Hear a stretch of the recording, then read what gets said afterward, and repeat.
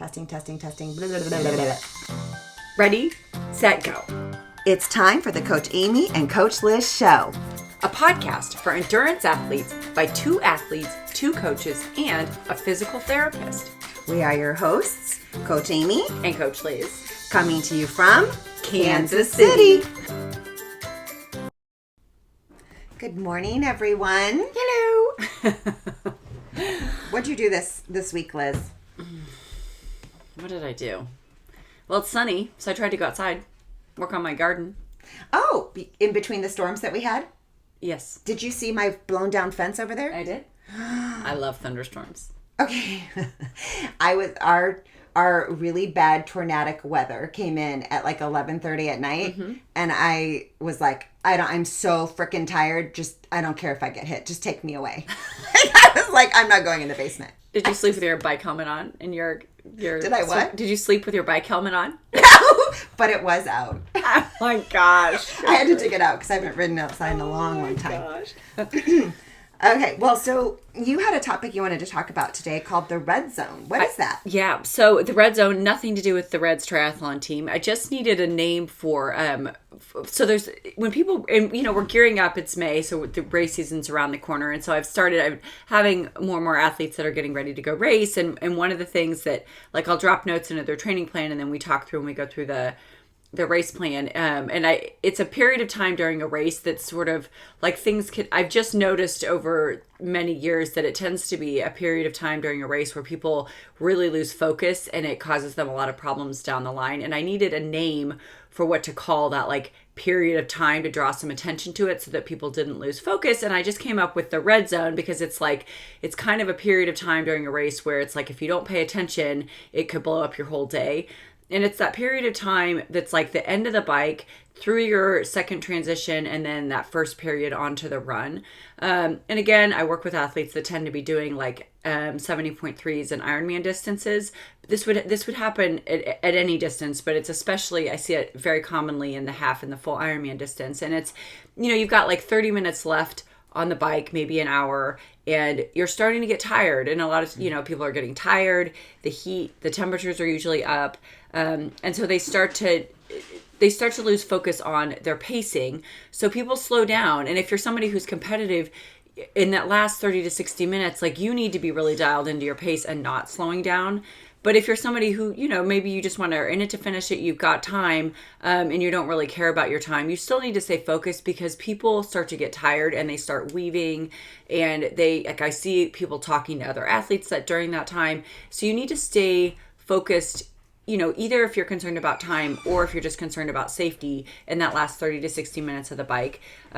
So staying dialed into both your pace and then staying safe, but also people forget to eat and drink and stay cool during that period because they start thinking about their bike transition and then getting on the run, and they think, oh, I'm almost done with the bike. And so they just lose a little bit of focus or a lot of focus on doing the things that they've been doing for the previous, 3 to 6 hours on their bike in terms of what they're eating and they're drinking and their electrolytes and staying cool, because they think they're almost at the end of the bike, but they're not at the almost end of the race, right? And your body doesn't care that you're getting ready to switch activities. It's still burning really hot. And, those first, like, you come out of the swim and you get on the bike, and I usually tell athletes, like, your race doesn't really start until you're probably 75% of the way through that bike, because it's at that point that the work is going to start to accumulate and you're going to see the consequences of your decisions, right? And so if you've paced, so that last 30 to 60 minutes on the bike is when things like consequences start to happen. And that's when you really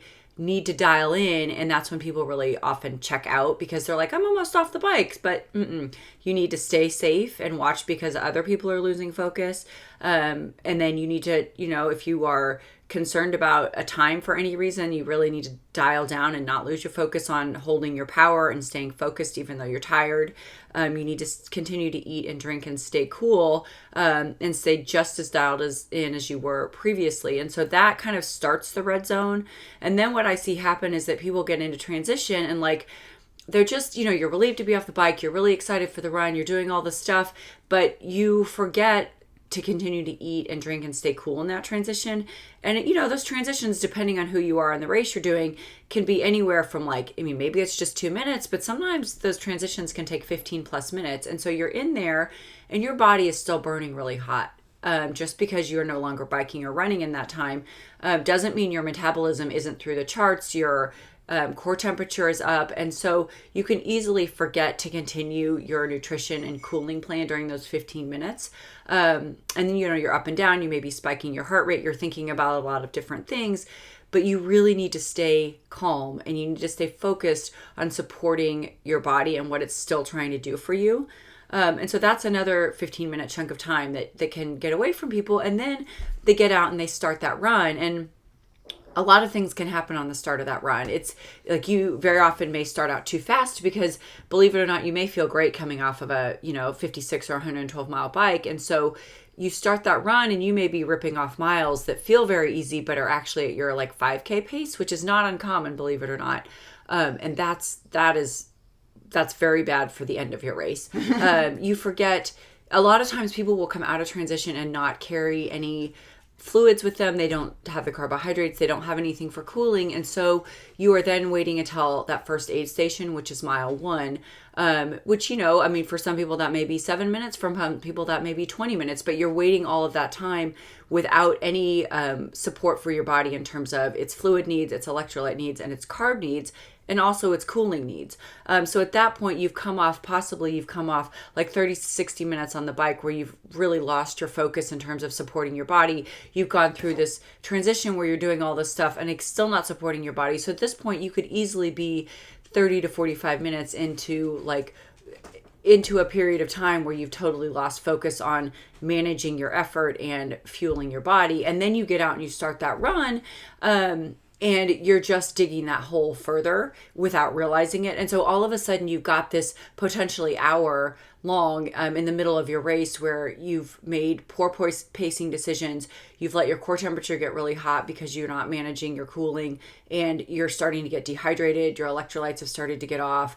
You're not getting enough carbohydrates in, or if you're getting those carbohydrates in, you've either let your heart rate get up too high so it starts to create nausea, or you haven't taken in enough fluid to help digest those carbohydrates, which also then it creates that GI issue. And so you know, as you come off and you're starting that run, you really need to follow your plan, which we'll talk about. Like, you know, you should know like where your heart rate should be, and what's an appropriate pace for that. If you're, you know, and how you're thinking about things like how hot is it. You're taking in all of the environmental factors to help you make decisions, to really set yourself up for the rest of that run. And if you don't pay attention to that red zone, what ends up happening is that you start to hit mile like 6+ of the run, whether it's a half or a full Ironman, and you're going to start to see the impact of that hour that you didn't. And it's too late. It's too late, and you don't understand why. And so people then, they go back and they want to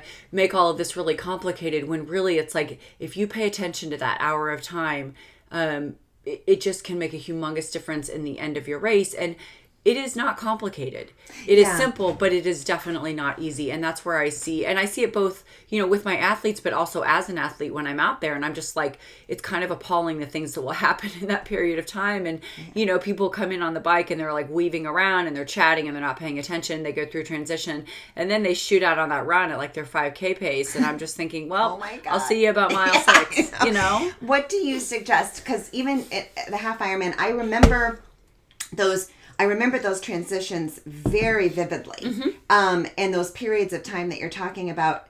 And as you were talking about this, I was like, I think I lucked out a little bit in my particular race that I think it was Ironman Ohio, maybe 70.3. It so happened that the way the bike finished, it was like it kind of like funneled in and you kind of got single file and it was on this trail thing. And it really made me like, oh, I gotta, you know, it shook you out of any sort of daze that you might have been in, and you had to focus on what you were doing. And I think back and I think that might have been helpful. Sure. And then of course all the training you told me to do very specifically, you've got to do this and you got to do that. You know, you have to hydrate, you have to take fuel at this point in your transition. And I found myself in a porta potty, a very tiny porta potty, trying to trying to strip off the kit that I had, which was a one piece. We've talked about this before. Right, yeah. That was interesting.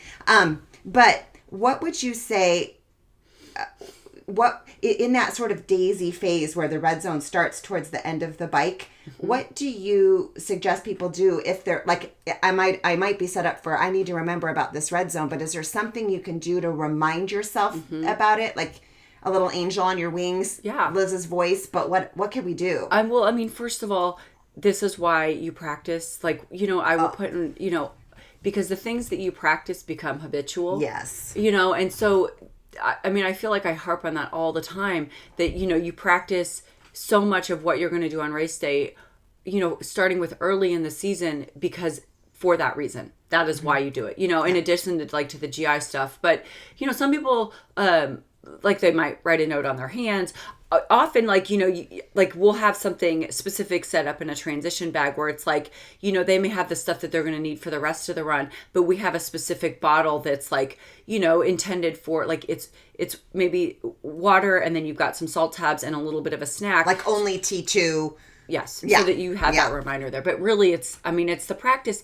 And it's the discipline. Like that is where the mental discipline of it comes in, because you have to, like if you write something on your hand and then it's just like maybe you have a mantra to keep you focused during that time, but it's the practice both with, the setup and then the mental discipline. And again, it is absolutely not complicated. It is simple, but it is not easy. Well, and maybe just being aware now. Yeah. And, of it. But it will save you. It'll save you. Yeah. And everybody, that is something that is, those are choices that are accessible to everybody. It doesn't matter like where you are on the scale of how long you've been doing it or what your goals are or anything like that. It's just, it's just helping, it's setting yourself up for success. And we're getting to race season. So that's all I got. Think about that red zone, people. Thanks so much for listening. And remember, we are in this together. Until next time.